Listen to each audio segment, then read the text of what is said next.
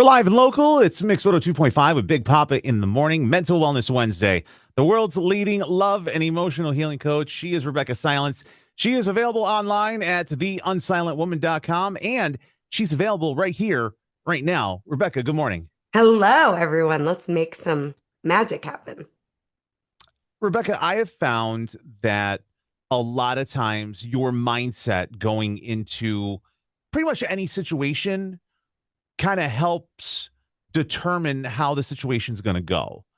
If you have a positive outlook and you're like, this is going to happen, I'm going to do this, you're more likely to do it as opposed to, well, it's just going to blow up anyway. And then it blows up. So can we talk about, changing the way people look at certain things from being like pessimistic to optimistic and trying to manifest good things? I love this. This feels like a very Boulder, Colorado, where I live, woo-woo conversation, but we're going to make it very practical and tangible for you today. Listen, when you look up Gary Spears on the interweb, you think woo woo. So Yeah. Hey, and you knew me, the little hippie in high school that now lives in crunchy granola, Boulder, Colorado. I'm here for it. So, okay, here's the problem with the mindset work, okay? It's very important that you go into a situation intentional. Like if you're just going in expecting this is going to suck, you're going to prove yourself right because your right. brain supports what you believe and only creates evidence to support what you believe to be true. So that's a huge statement. But what I'm really saying is you will never prove yourself wrong about what you believe and what you expect. So I used to think, for example, only abusive men would want to date me. Like maybe there were some healed men out there, but they weren't going to want to date me. And in a seminar once, the facilitator, there were 100 people there, half were men. She was like, any, non-abusive men that would want to date this little hot little number. And they all stood up and I almost passed out. I couldn't even Wow. comprehend that, wait a minute, because my neural pathways, my brain was so convinced I only get abused by men and that's my destiny. So that's just one example. Now, why am I saying the mindset work doesn't really cut it? Because it doesn't change how you feel. So I'm not that positive. I was just on the news last week and they were asking me how I'm so positive. And I said, I'm not. I am healed. This is what healed looks like. I know I can handle anything. I know I can lead any situation. I know I can be my best and I can make the best of any situation. So I'm free. And that's my definition of healing. So I want you intentional, and that's the mindset part. And then I'm going to take it a step further. So what I mean by intention is I want you to only answer the phone if you know the point behind why you're answering the phone. What do you want to get out of that phone call? I want you to send the email not to please this person or avoid conflict, but because you have a need and you have a direction that you want this relationship to go in. I want you to make sure every choice you make, you're making it on purpose and you know the point behind it.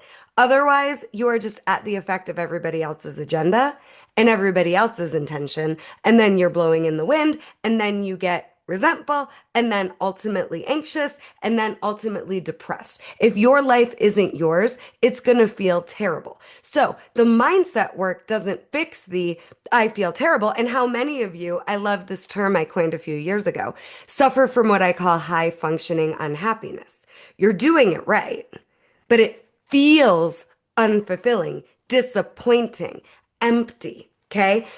Hmm. Mindset work doesn't fix that. What I've created with the practice of emotional healing, and I've been doing this work since 2002.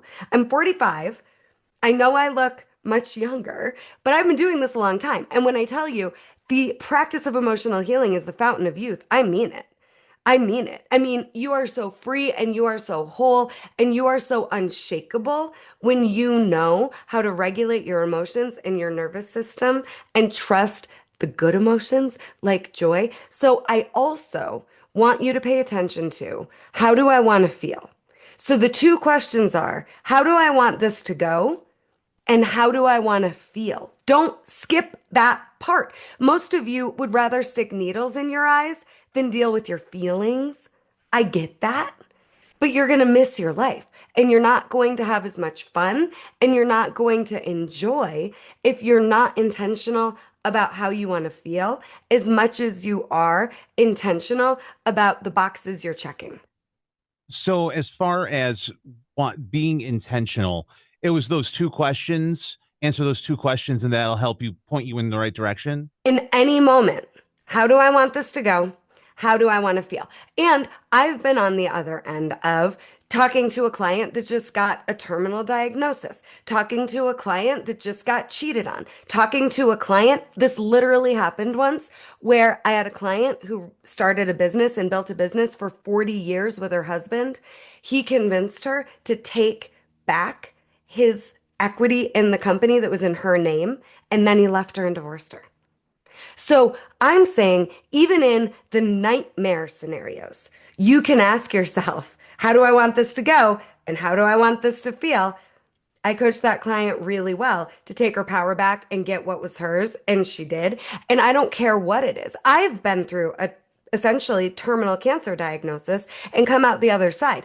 It's easy when life is going our way or when we think we're going to get our way to do this, but I have to point out, it's in the moments where it feels like everything's falling apart, it matters the most. How do I want this to go? Like for real. And how do I want to feel? Like for real. I just did 3 keynotes last week, my Make Your Triggers Your Biatch keynote, because this is an art. And that's what the practice of emotional healing gives you, is freedom in the face of anything. And if you want to learn more, you can check out theunsilentwoman.com. Mental Wellness Wednesday, the world's leading love and emotional healing coach, Rebeccah Silence. Amazing stuff as always. Love you all.